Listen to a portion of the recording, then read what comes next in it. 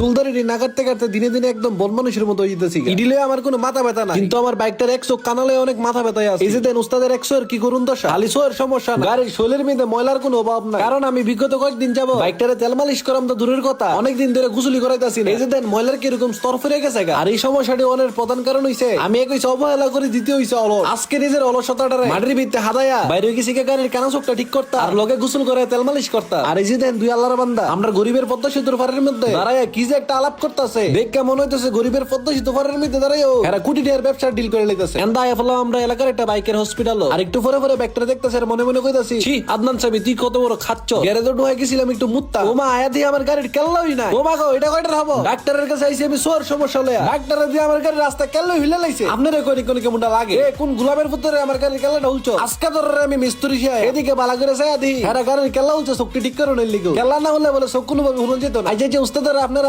কাম করে আও আমি আপনারা একটু ভুলা না বুঝছি, আবার আমার লগে সাইতে গাড়ির দুইটা চোখ হাইলেন না না উস্তাদের দি ঠিকঠাক মতো কাম করে বাইকের কেল্লাটা আবার যেমনে টাইমে লাগাই দিতেছে। গাড়ির চোখ লাগানি শেষ এখানে গোসল করানোর পালা। শীতের দিন এলে আমার কেরাদানি ফানিটার একটু দুশ্মন মনো, আরেকজন মাথার ভিতরে গোবর ভর্তি গেনিল, কোনো সময় দুশ্মনের আশেপাশে থাকে না, যার কারণে আমিও শীতকালটা একটু ফানি থেকে দূরে থাকি। কিন্তু দুঃখের কথা কি কইম আপনারা, আমার লগে লগে রাখা বাইকটারে গোসল টুসল করান না বন্ধ করে দিছিলাম। আজকে ইমন গোসল করায়া যাতে কয়েক মাস গোসল না করান লাগে, একেবারে কোনা গাঞ্জির সিফা সাফা ময়লা আবর্জনা ফেদা ফোদা সবকিছু একদম গসায় উড়াইলে এন্দ সাইতে গাড়ি থেকে আমার জুতাটি বেশি ময়লা হয়ে রইছে। আরে তো ময়লা হওয়ার কারণ ওই যে আমার লগে থাকে যে আমার লগে থাকলে তো ফানি ডরাইতে হইব। যাক আজকে সুযোগ একটু সদ্ব্যবহার করে লাগে, আজকে একদম সপ্তাহের ময়লা আবর্জনা একদম গসায় উড়াইলে এন্দ লগে দ্বারা একজনে ক তুই বেটা আদারে করে বাপের টেরি নষ্ট করতেছিস কিত্ত একটা মুসির দন্দালে নিতে পারো। আরে বেটা সব কামই পারে, খালি করি না না, কারণ একবার যদি একটা কাম করে লাগে তাহলে ওই কামটা বারবারই করন লাগবে, যার কারণে কাম জানিনাও করি না। এদিকে আমার বাইকটারে গোসল করানোর দায়িত্ব নিছে ছোট ভাই, আর আমার সব সময় সব জায়গার মধ্যে সঙ্গ দেওয়া জুতাটিরে গোসল করানোর দায়িত্ব নিছে আমি নিজে। আজকে ইমন মরণ মরায়া বাদ যাইতো না একটা সিফাও, আর হেইতে দিই কতক্ষণ আমার বাইকটার ছাক্কা মুক্কা কোনা কাঞ্জি সব ডইলা কালা বাইকটারে সাদা বানাই লাইতাছে। না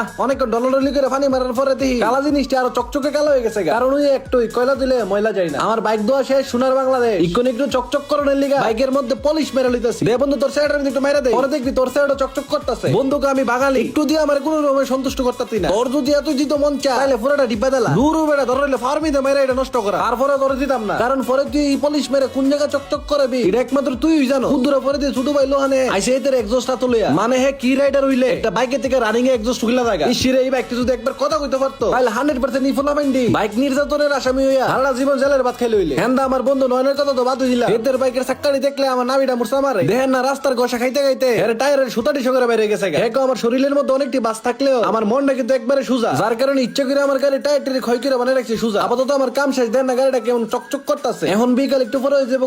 আপাতত আমি জায়গা বা আজকের ভিডিও এই পর্যন্ত। ভিডিও কেমন লাগছে অবশ্যই কমেন্টে জানান, যারা যারা ভিডিওটার মধ্যে কোনো রিয়েক্ট দিচ্ছেন না তারা একটা রিয়েক্ট মেরা দেন, আর হ্যাঁ পেজটা কিন্তু অবশ্যই ফলো করে দিয়ে দেখা হইতেছে নতুন একটা ভিডিওতে। ততদিন ভালো থাকুন, সুস্থ থাকুন, নিজের দামি জিনিসের খেয়াল রাখুন। আল্লাহ হাফেজ।